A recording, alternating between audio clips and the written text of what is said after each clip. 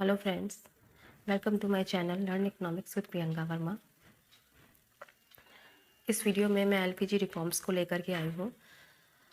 पिछले वीडियो में new industrial policy के बारे में हमने पढ़ा। न्यू इंडस्ट्रियल पॉलिसी क्या होती है, क्यों आई न्यू इंडस्ट्रियल पॉलिसी, और उसी के बेस्ड न्यू इंडस्ट्रियल पॉलिसी में ही जो 1991 में हमारे prime minister Narasimha Rao, PV Narasimha Rao, finance minister Manmohan Singh के द्वारा एलपीजी रिफॉर्म्स को लाया गया। तो अब इसके बारे में, एलपीजी रिफॉर्म्स के बारे में हम यहाँ पर डिटेल स्टडी करेंगे।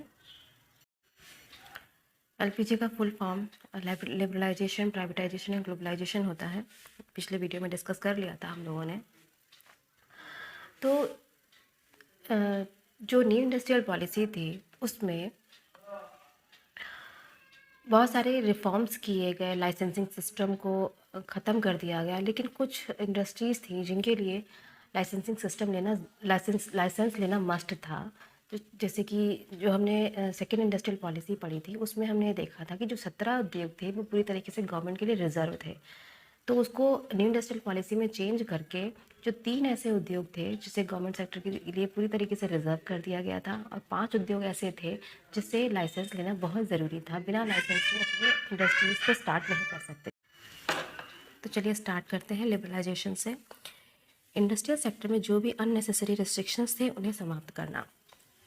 मतलब पहले हमारे यहाँ क्या था कि जो भी कंपनीज आकर, फॉरेन कंपनीज हमारे देश में इन्वेस्ट करना चाहती थी, उन्हें बहुत सारे स्टेप्स को फॉलो करना पड़ता था। लाइसेंसिंग सिस्टम, कोटा सिस्टम या परमिट सिस्टम, ये सारे स्टेप्स को फॉलो करने में बहुत टाइम लगता था, जिसकी वजह से वो हमारी कंट्री में इजीली आगे इन्वेस्ट नहीं कर सकते थे।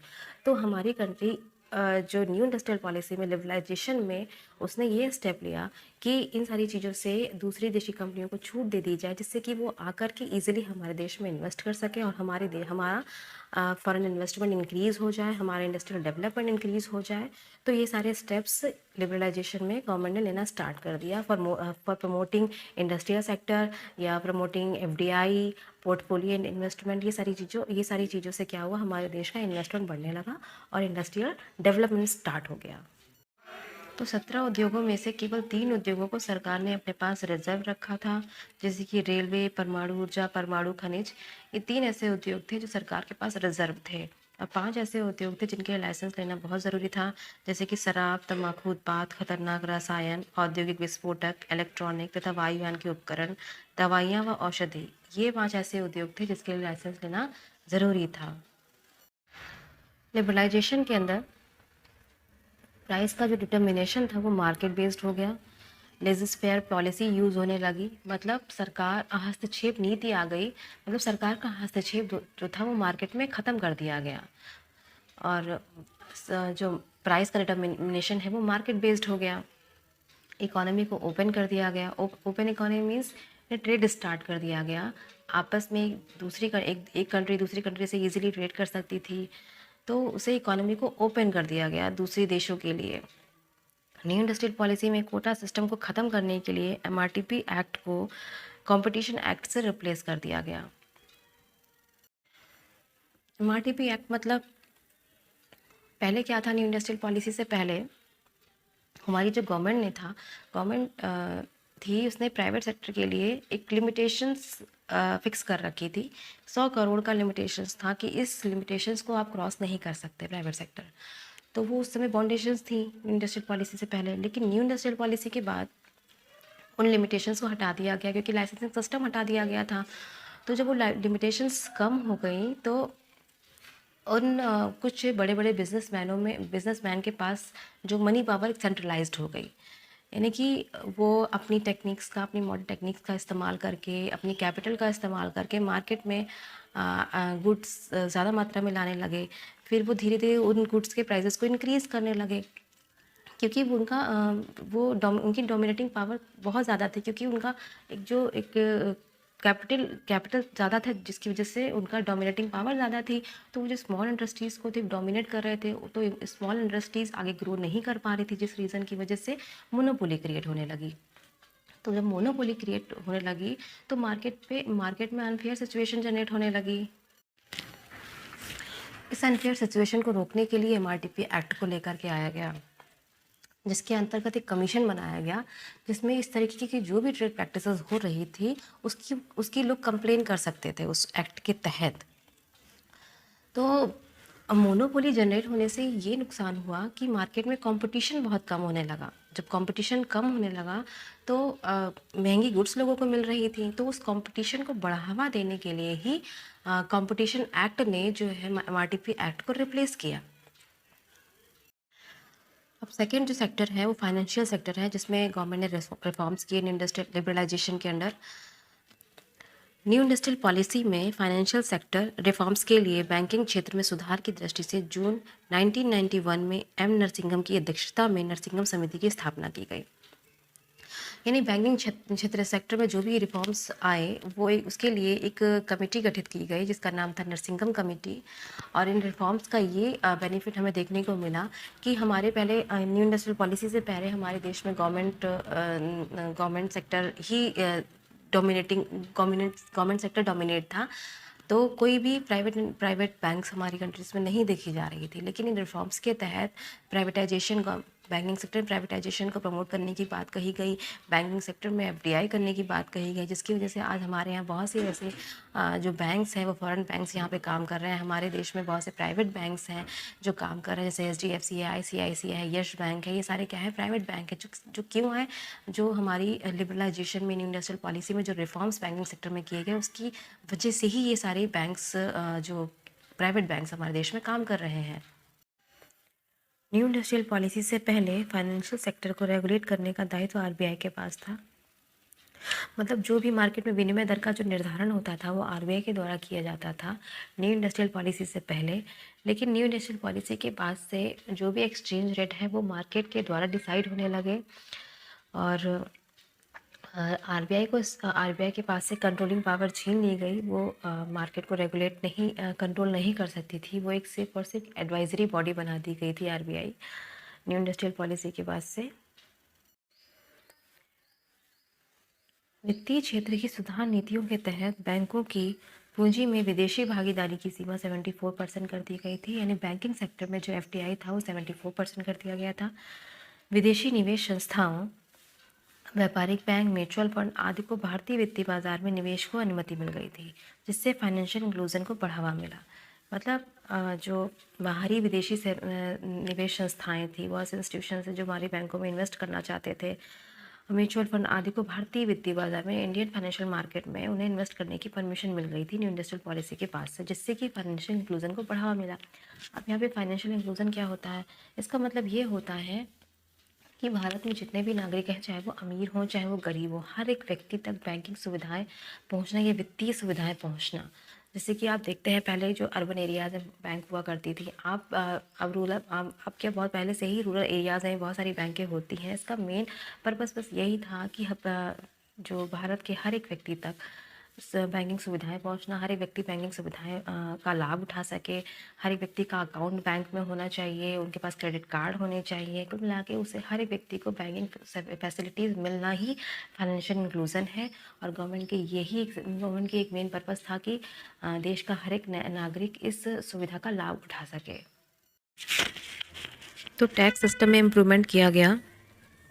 उसके लिए सरकार ने 1991 के बाद से इंडिविजुअल टैक्सेस की दरों को कम कर दिया, जिसका बेनिफिट ये देखने को मिला कि लोग जब उनका टैक्स रेट कम हो गया तो लोगों की इनकम बढ़ने लगी, जिससे उनकी बचत बढ़ने लगी। और बचत बढ़ने से उन्होंने निवेश करना स्टार्ट कर दिया। निवेश करने से कैपिटलाइजेशन स्टार्ट हो गया, सरकार की जीडीपी ग्रोथ रेट बढ़ने लगी। तो ये सारे बेनिफिट्स इंडिविजुअल इनकम को कम करने से देखने को मिले। और करों की चोरी की जो दर थी वो कम होने लगी। और सरकार ने इंपोर्ट टैक्सेस और एक्सपोर्ट टैक्सेस को भी कम कर दिया। एक्सपोर्ट टैक्सेस को कम करने का ये बेनिफिट रहा कि हमारे एक्सपोर्ट बढ़ने लगे। और इंपोर्ट टैक्सेस को कम करने का ये रहा कि जब किसी चीज़ को अगर हम अपने दूसरे देशों से आयात करते थे तो उसकी शुल्क की दर कम हो गई, तो जिससे कि आयात जो है वो सस्ते हो गए। तो मतलब कुल मिला के ये रहा कि ये सारे स्टेप्स गवर्नमेंट ने ट्रेड को ओपन करने के लिए कि आपस में इजीली ट्रेड हो सके और हमारा इंडस्ट्रियल सेक्टर ग्रोथ कर सके। फिर है फॉरेन एक्सचेंज रिफॉर्म्स या विदेशी विनिमय सुधार। 1991 में बैलेंस ऑफ पेमेंट की समस्या को दूर करने के लिए रुपए का अवमूल्यन किया गया। मतलब रुपए का अवमूल्यन क्यों किया गया? उसके पीछे ये रीज़न था कि पहले जब 1990 क्राइसिस चल रही थी, तो हमारे पास फॉरेन रिज़र्व की बहुत कमी हो गई थी। और अगर हमें दूसरे देशों से कुछ भी आयात करना होता था, तो ज़ाहिर सी बात है हमारे पास फॉरेन करेंसी होनी चाहिए, फॉरेन रिज़र्व होना चाहिए, बट वो हमारे पास नहीं था। हमारा बैलेंस ऑफ पेमेंट पूरा नेगेटिव हो चुका था। तो उस समस्या को दूर करने के लिए सरकार ने डीवैल्यूएशन किया। डीवैल्यूएशन मतलब जब दूसरे देश की मुद्रा की तुलना में अपने देश की मुद्रा की वैल्यू को कम कर दिया जाए, घटा दिया जाए, तो उसका मतलब डीवैल्यूएशन होता है। ये इसलिए किया गया क्योंकि जिससे हमारा एक्सपोर्ट बढ़ सके। इस जैसे कि एग्जांपल देके बताती हूँ, जैसे कि अगर बाहर से कोई $1 लेकर के आ रहा है हमारे देश में कुछ भी लेने के लिए, तो डीवैल्यूएशन जब किया गया, तो मनी की वैल्यू को कम कर दिया गया। तो मतलब बाहर से अगर कोई $1 लेकर के आ रहा है, तो पहले की तुलना में हमारे देश में ज़्यादा चीज़ों को वो परचेज़ करके लेके जा रहा है। तो मतलब हमारे देश की जो गुड्स है उसकी डिमांड इंक्रीज़ हो रही है। जो बाहर कम पैसे में ज़्यादा चीज़ें लेके जा रहा है, तो हमारे देश की गुड्स की डिमांड को वो बढ़ा रहा है। तो हमारा एक्सपोर्ट बढ़ रहा है। तो कुल मिला के एक्सपोर्ट को प्रमोट करने के लिए सरकार ने डीवैल्यूएशन किया। 1991 में 2 बार मनी का डीवैल्यूएशन किया गया, वो भी एक्सपोर्ट को बढ़ाने के लिए किया गया। 1991 तक भारत में मनी का 3 बार डीवैल्यूएशन हो चुका था। पहला जो डीवैल्यूएशन था 1949 में हुआ, दूसरी बार जो हुआ 1966 में हुआ। तो 3 बार मनी की वैल्यू को कम किया जा चुका था 1991 तक। और 1991 में 2 बार किया गया, 2 चरणों में किया गया, मतलब 2 चरणों में किया गया। 1 जुलाई और एक 1 जुलाई ने, एक 3 जुलाई को 2 चरणों में रुपए का अवमूल्यन किया गया 1991 में, जिससे एक्सपोर्ट प्रमोट हुए, फॉरेन एक्सचेंज रिजर्व में वृद्धि हुई, बैलेंस ऑफ पेमेंट में सुधार हुआ, एक्सचेंज रेट मार्केट बेस्ड हो गया। पहले जो था वो सरकार के द्वारा एक्सचेंज रेट डिसाइड किया जाता था। तो ये सारे पॉजिटिव रिफॉर्म्स हुए। नेक्स्ट है प्राइवेटाइजेशन या निजीकरण। इसमें यह था कि जो भी गवर्नमेंट कंपनीज़ थी उनको प्राइवेट सेक्टर को बेचा जा रहा था, उस तरीके से प्राइवेटाइजेशन किया जा रहा था, यानी उसका डिसइन्वेस्टमेंट किया जा रहा था। या फिर जो भी कोई कंपनी है उसके सारे शेयर्स प्राइवेट सेक्टर को बेचे जा रहे थे, या फिर उसके कुछ शेयर प्राइवेट सेक्टर को बेचे जा रहे थे, या फिर गवर्नमेंट सेक्टर के उसमें परसेंटेज को कम करके उसका प्राइवेटाइजेशन किया जा रहा था। तो इस तरीके से प्राइवेटाइजेशन किया जा रहा था कंपनीज़ का। इसमें जैसे सरकारी क्षेत्र के उपक्रम का विनिवेश किया गया, या सरकारी कंपनी में सरकार की हिस्सेदारी को 51% से कम करके उसका निजीकरण किया गया, या फिर सरकारी कंपनी की पूरी तरीके से बिक्री हो गई। तो इन तरीक़ों से जो है प्राइवेटाइजेशन स्टार्ट हो गया था।